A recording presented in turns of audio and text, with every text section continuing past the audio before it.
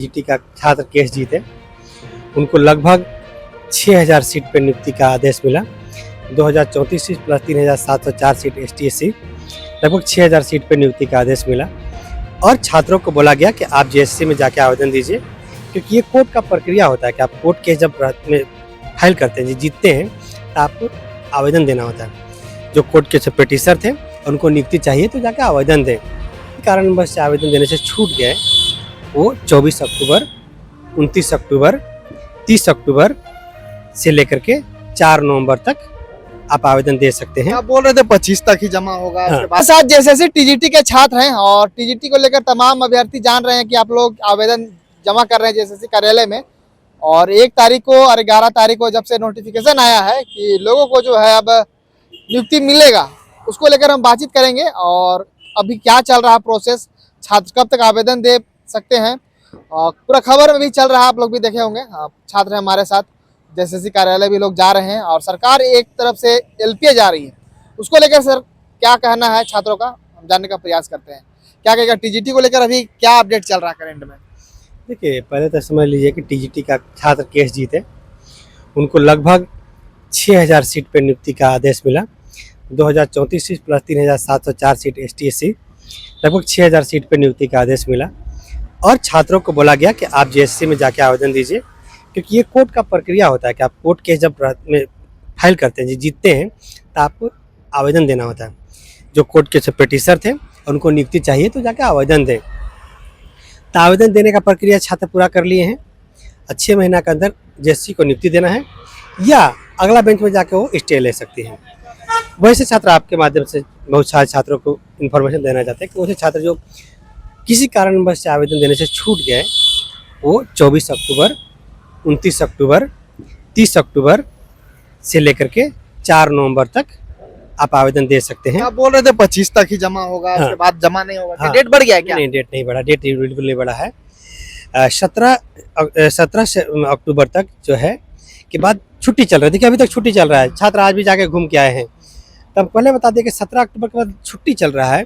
बीच में एक आध दिन गलती से कुछ छुट्टी हुआ, खुल रहा है एक तरह से 24 25 को नहीं, केवल 24। ओनली 24, फिर 29, फिर 30, उसके बाद 4 नवंबर तक कोई दे सकता है आवेदन, खुला रहेगा JSC। कब तक समय, कब तक है अंतिम समय? हाँ, देखिए 4 सितंबर को डिसीजन अप्लाई हुआ है, तो 4 नवंबर तक 2 महीना होता है।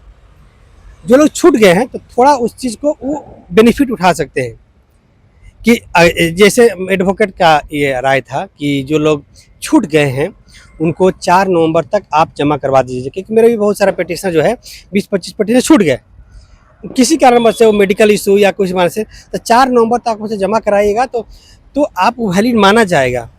तो एडवोकेट के राय के मुताबिक, ऐसे तो 8 वीक का मतलब 56 डेज होता है, जो 25 अक्टूबर को खत्म हो रहा था, लेकिन एडवोकेट के मुताबिक नहीं, 8 वीक का मतलब 2 महीने होता है, इसलिए आप 4 नवंबर तक जमा करवा सकते हैं। तो हम जब अपने पिटीशन का जमा करवा रहे हैं तो बाकी को भी बोल दे रहे हैं कि आप जमा कर लीजिए।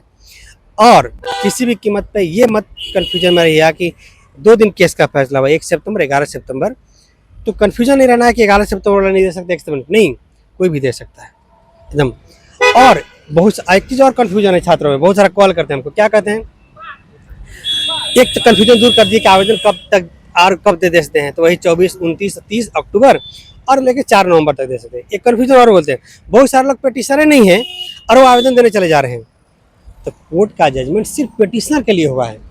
जब आप आवेदन देंगे तो वहाँ कोर्ट केस में पिटीशनर, उसका लिस्ट भी आपको दिखाना पड़ेगा JSC में, तभी आवेदन दे सकते हैं। इससे मतलब आवेदन जमा नहीं होगा वहाँ? नहीं, आवेदन जमा नहीं होगा, इसी तरह चल जा रहे हैं। हाँ, इसी तरह चले जा रहे हैं। पिटीशनर बने ही नहीं है, आवेदन अपने आप दे, या हमको भी कॉल करके परेशान करते हैं, हम पिटीशनर नहीं बने, आवेदन दे सकते हैं कि नहीं? नहीं, कोर्ट का जजमेंट ओनली फॉर पिटीशनर्स आया है। हाँ, अगर आप पिटीशनर्स नहीं बने हैं तो आप पहले जल्दी से पिटीशनर बन जाइए, समय मिला तो आवेदन दे लीजिएगा, नहीं तो सेकेंड बेंच में फिर से कोर्स जीते एक कैंडिडेट, उसमें आवेदन दीजिएगा। याद रखिएगा, हम एक और कन्फ्यूजन दूर करते हैं छात्रों को कि फर्स्ट बेंच में केस जीता कैंडिडेट, आवेदन दिया, सेकेंड बेंच में गवर्नमेंट चली गई है तो वहाँ पे कैंडिडेट जीतेगा, फिर से उसे आवेदन देना होगा। सुप्रीम कोर्ट में केस जीतेगा, फिर से उसे आवेदन देना होगा। अगर मान लीजिए नहीं जाएगी तब तो फिर सुप्रीम कोर्ट का बात ही नहीं आएगा। हाँ, अगर ये आगे गया ही नहीं तो मामला इधर ही खत्म हो जाएगा। मामला यही खत्म होगा, जो आवेदन देगा उसी पर नियुक्ति प्रक्रिया शुरू हो जाएगा। और जो आवेदन नहीं दिया उस पे उसको, इसका मतलब जो आवेदन नहीं दिया उसको माना जाएगा कि उसको नौकरी नहीं चाहिए था, इसलिए आवेदन नहीं दिया, उसे नियुक्ति नहीं होगी। तो छात्रों को तो हम स्टार्टिंग से बता रहे हैं कि आवेदन कोई, अगर कई लोग क्या है ना भड़का देते हैं कि आवेदन मत दीजिए, तो हम छात्रों को बोलते हैं कि जेएसएससी आवेदन जमा करने के लिए पैसे नहीं ले रहा है, 1 रुपया भी नहीं ले रहा है। आवेदन देने में क्या जाता है आपको, आवेदन दे दीजिए। अगर कोई लोग कहता है कि नहीं बाद में आवेदन दीजिएगा, तो अगर बाद में फिर से आएगा आपके लिए स्पेशल तो फिर से दे लीजिएगा, क्या जाता है आपका। आवेदन नहीं दीजिएगा तो प्रॉब्लम फंस जाइएगा ना, और जेएसएससी जैसा संस्था कभी आपको प्रॉब्लम फंसा सकता है। कुछ लोग बात कर रहे थे, कितने लोग अभी तक आवेदन जमा किए, इस तरह लोग कमेंट कर रहे थे, हम थोड़ा सा देख रहे थे, देखना नहीं चाहते पर कभी कभी कुछ आ जाता है। इसके बारे में अगर कुछ बतलाना चाहें अभ्यर्थियों को कि अभी तक कितना लोग लमसम जमा किए हैं आवेदन। अगर मेरे अकॉर्डिंग पूछिएगा ना, 2000 के आसपास कैंडिडेट पिटिशन जो है आवेदन जमा किया है सर, जमा हो गया है। सिर्फ 2000 का जमा हुआ है, जिसमें 1300 के आसपास मेरा ही पिटिशन है।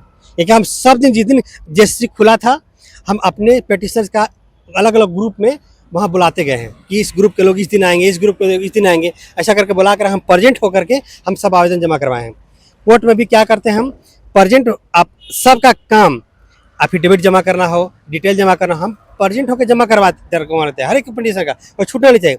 आवेदन भी जब हम जमा करवाए तो सबको प्रेजेंट होकर जमा कराया, आप भी देखे होंगे। तो हम अपने पिटिशन का तो सबका जमा करा दिए, 1300 प्लस जमा करवा दिए अपने पिटिशन का था। ऊपर से अन्य ग्रुप के लोग जो दूसरे ग्रुप में थे, अकेले थे या फिर 2-4 लोग के ग्रुप में थे, या ऐसे ग्रुप में थे जो उनका वहाँ पे सेट नहीं बैठ रहा था, तो चाहते थे कि आगे बेंच में मेरे केस में शामिल हो जाए। तो उन लोग भी कम से कम 500-600 लोग हैं जो कि मेरे साथ ग्रुप में ज्वाइन हो गया, उन लोग का भी हम आवेदन जमा कराए और अगले बेंच से मेरे साथ आ गए। आपको एक बात बता, बहुत सारे लोग जो परेशान हैं, अगर फर्स्ट बेंच में आप कहीं और पिटिशनर थे और आगे चाहते हैं कि आप मेरे थ्रू आए, मेरे ग्रुप में जुड़ जाए, ताकि केस का इन्फॉर्मेशन सही से मिल सके, या फिर जो है आपका केस का काम सही हो सके, सभी काम हो सके, तो आप मेरे ग्रुप में जुड़ सकते हैं अगले बेंच में। और नए पिटिशनर भी बनना चाहते हैं तो पिटिशनर बन सकते हैं। कोई भी अगर आपको रोकता है कोई काम करने से, याद रखिएगा वो आपका भला नहीं चाहता, आपका दुश्मन है। बहुत सारे लोग भ्रम फैला रहे हैं, झूठों मूठों का भ्रम फैला रहे हैं, बिल्कुल गलत भ्रम फैला रहे हैं। और बहुत सारे लोग को ये बताना चाहते हैं कि फर्स्ट बेंच में आप देखे होंगे, क्या देखे होंगे कि हमारा केस का पिटिशन का कितना खर्चा होगा, 13,000 खर्चा होगा पूरा 2.5 सालों में। लोग 40-40 हज़ार रुपया, 90-90 हज़ार रुपया खर्चा करा दिया। बताइए, गरीब छात्र का इतना खर्चा करा दिया, जब कितने में हो जाता है। अगला बेंच में जब केस फाइल हो रहा था कितना पैसा लग रहा होगा, बहुत सारा अगला बेंच के नाम पर भी पैसा उगाही करेगा। अगला बेंच में सिर्फ 5,000 रुपये में केस फाइल होगा, उससे ज़्यादा पैसा नहीं लगना है। इसलिए आपको कोई ज़्यादा हो जा करे, आप बिल्कुल ही परेशान मत है, आप मुझसे कॉन्टैक्ट कर सकते हैं, हम आपका केस में करवा देंगे। अच्छा, हमको ये बताइए अब कि कौन सा ये केस का, मीना कुमारी उसी का नाम से चल रहा है या फिर? हम मीना कुमारी बोलते हैं क्योंकि एक का नाम रख दिया जाता है, केस का कोई नाम होता है, तो एक का ऊपर मीना कुमारी एंड अदर्स, मतलब हाई स्कूल का पूरा केस ही है साथ में, मीना कुमारी बोला जाता है इसको, सब केस एक साथ में है। और जो सरकार अगर एलपीए अभी गई है, अभी तक एक्सेप्ट हुआ है कि नहीं हुआ है? नहीं, बिल्कुल एक्सेप्ट नहीं हुआ। देखिए, एक्सेप्ट तब माना जाएगा जब केस का हियरिंग होगा, और हियरिंग में वो बात रखेगा कि भाई फर्स्ट बेंच में ये बात मेरा नहीं सुना गया है, बिना सुने छात्रों को नियुक्ति का आदेश दे दिया गया है। ये सब प्रक्रिया कब तक होगा, कुछ अंदाज पता चला है? अभी 2 महीना लगेगा, कम से कम 2 मंथ्स लगेगा। तो अभी फिलहाल एक तरह से आप लोग आवेदन जमा कीजिएगा और 2 महीना आसपास होगा, उसके बाद अगर वो कुछ किया तो ठीक है, नहीं तो इधर आप लोग को ज्वाइनिंग हो जाए। हाँ, अगर कुछ वहाँ से मिलता है उसको तो ठीक, नहीं तो 6 महीना के अंदर नियुक्ति देना पड़ेगा उसे, ये बात कंफर्म जो है। जांच कमेटी बैठा था उसका कुछ आता पता चला?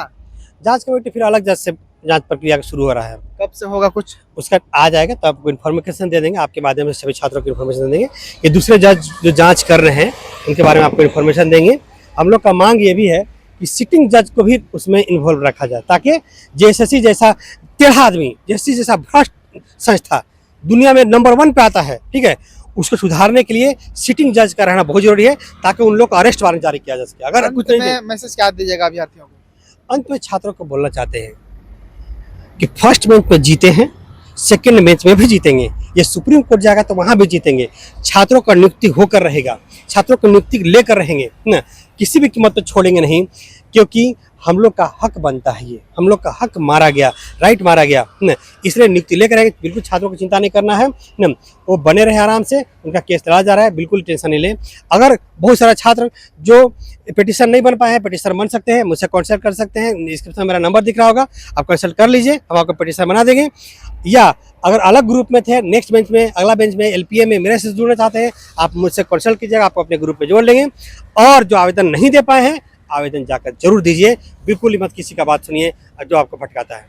चलिए, तो फिलहाल देख सकते हैं टीजीटी के अभ्यर्थी हैं और तमाम जितने भी बातें हुए सभी बातों को रखने का ये प्रयास किए।